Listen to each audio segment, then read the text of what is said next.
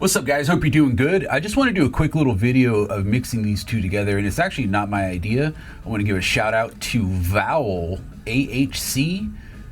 Commented on the recent video and mentioned that we should make them kiss, and I was like, bro, why didn't I think of that? That's like the most obvious thing, and I didn't even include it in the video. So thank you very much, homie. Sometimes I forget things. Got a lot on my mind these days. Got 99 problems, my boys. All right, let's put some Pete Rose in there. You know, but they're kind of fun problems. Let's just put it that way. All right, so we should be making a pretty nice purple. What you think, guys? I mean, purple with red just makes it more maroon, I guess. A maroon purple. Ooh, Tyrion purple. We're making Tyrion purple, bros.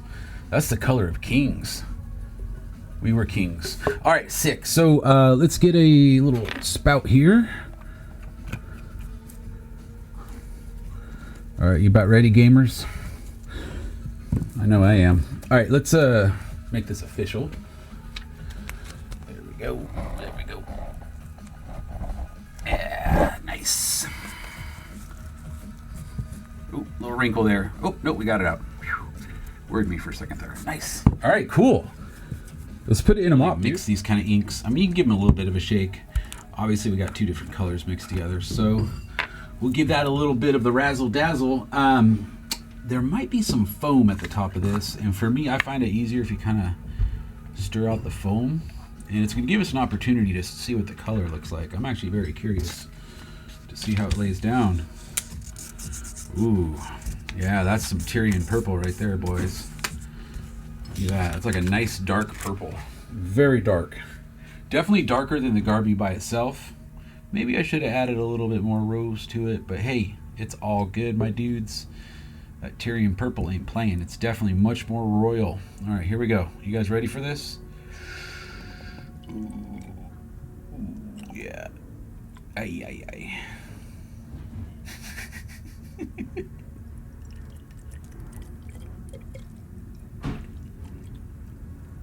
Oh, there we go. Oh, that is beautiful. Okay, let's pour some of that back in there. I break it so you don't have to. That's right. All right, there we go. AKA biscuit. All right, sick. Let's get the nibs on there. Juicy, juicy. Obviously, you don't have to make a mess like this. We're just having a little fun here, and I'll try to refrain from laughing while I'm pouring. I'm just having a fun time.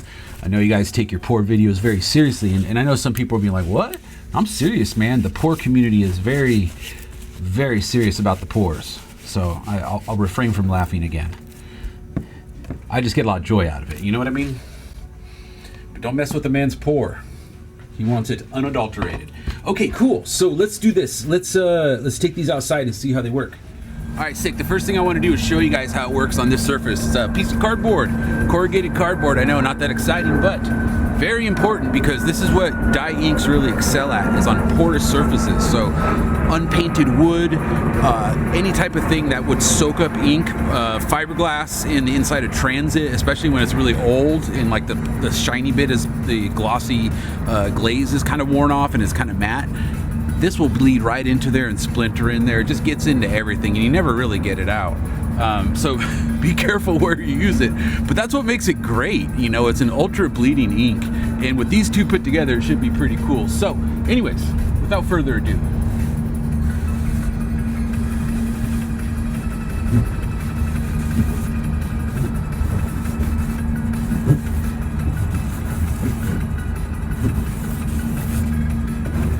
wow.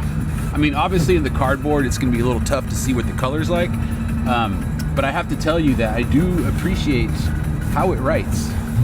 These dye inks are very, very drippy.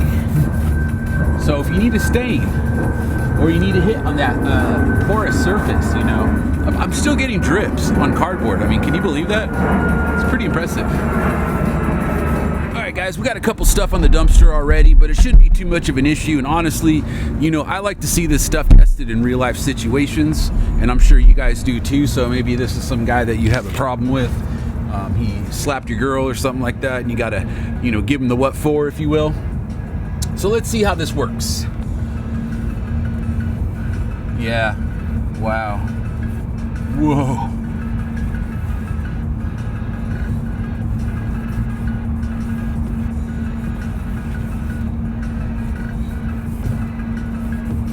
it's definitely way darker than the regular Steve Garvey.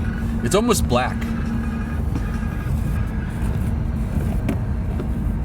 It's definitely way darker than the Steve Garvey, but you can definitely see that the Steve Garvey, as far as the color, is really powering through. Like purple is just so strong. Nevertheless, the red has really brought it down to a darker tone, which looks really nice. Let's do another one over here. Let's say what's up. Let's see. Let's hit up one of my viewers. Hey, forgot how to spell his name. I'm sorry, Spade. There you go. All right, sick. So in the previous video, we hit up here with a straight Pete Rose. Looks good. This is done with the pump action marker. The pump action is going to put out a little bit less ink, so it's going to be a thinner layer, so it's going to look a little bit lighter on this surface. This was done with the mop, so it's a very thick layer of the ink that came out, so it's going to look a little bit more opaque. They both look really good, but depending on your applicator, that can definitely have an effect on things. Nevertheless, a lot of fun. Now, let's see them mix together.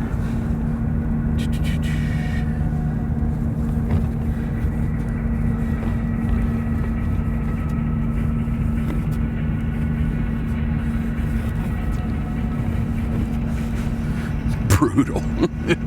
If you like the drips, it's the way to go. But keep in mind, these are alcohol-based dyes. They do not like to sit alone in the sun. They like to play with friends. So make sure you bring some friends along, like a pigmented base ink to mix in with it.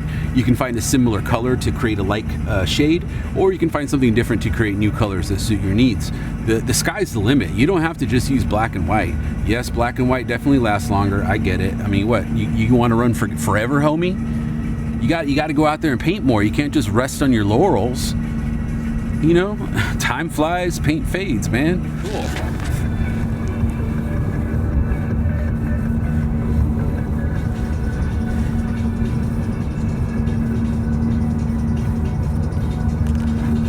Oh my God, that is so beautiful. It's totally interacting with that yellow paint. Oh, this is the water-based paint. This water-based spray paint. So this is gonna be very interesting to see how the interaction is, because this dye ink will probably reactivate some of that paint. If not, it's definitely doing something, because it's laying down so much different. Yeah, you can see them intermingling along the edges right there. Huh. Wow, that looks cool. It's an aesthetic, I know. You may not appreciate it, I do, okay? You know, this is an aesthetic that I can really appreciate. I know not everybody does, but the look of a drippy tag for me is like looking at the Mona Lisa or a piece of modern art. Well, it's probably more like a piece of modern art, but that said, it's still a wonderful thing to look at. Anyways, let's move on to the closeout. I'll see you guys in a second.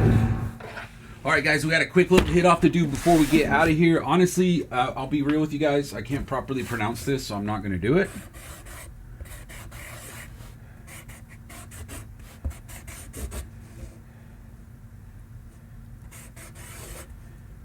And I have no room. Oh boy, it's a little bit big. All right, so that's a little bit too big. We're gonna have to find a smaller marker, but it does look really good, nice and drippy.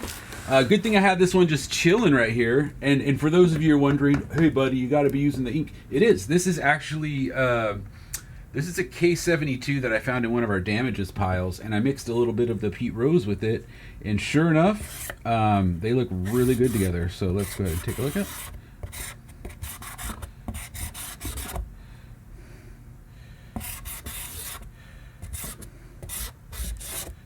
Man, that's beautiful. It's like a hunter green, or like a, I don't even know what to describe it as. It's definitely darker than a British racing green, because it's almost like a black green now, like a black moss. Whoa, black moss. That's such an ill name. That sounds like some like Swedish metal band or something. Black moss.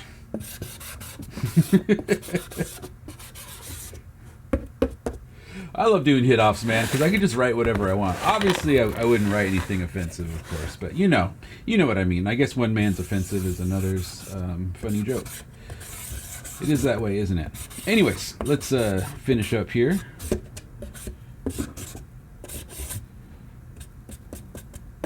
Oh, what's in the box, right? Let's take a look at what's in the box. Okay, so this order has a bunch of Acme. I think this is the Acme 12-pack. It's a good opportunity to see what comes in this kit, because, you know, a lot of people always wonder, like, oh, am I gonna get stuck with a bunch of whack colors? And you know, as you can see here, we got some nice purples, some oranges, some aquas, this dusty pink, which is a really good shade, by the way. I know you're probably thinking, what do you mean dusty pink? Wait till you use it and you'll come back and be like, yo, GR, you right about that pink, man. That stuff hits. Okay, what else we got in here? We got some black, we got some white, and we got some Pete Rose. Look at this. This dude bought Pete Rose. He knows what he's doing. So yeah, shout out to the homie. I hope you enjoy your order, man. You're gonna have a lot of fun with these paints. We're really proud of the Acme. So there you go, guys. Thank you very much. I hope you guys have a good day. This is GR signing out from artprimo.com, where your #1 source for all things graffiti related. We got markers, we got paint, we got the Acme spray paint, by the way, and some lovely smelling alcohol-based inks. If you want something a little bit more hardcore, we also have xylene-based inks, and we also have some water-based options for those of you who are a little more sensitive to the volatile organic compounds. For those who aren't, we got what you need, my boy, so give us a call. 206-365-4083, 206-365-4083. Thank you.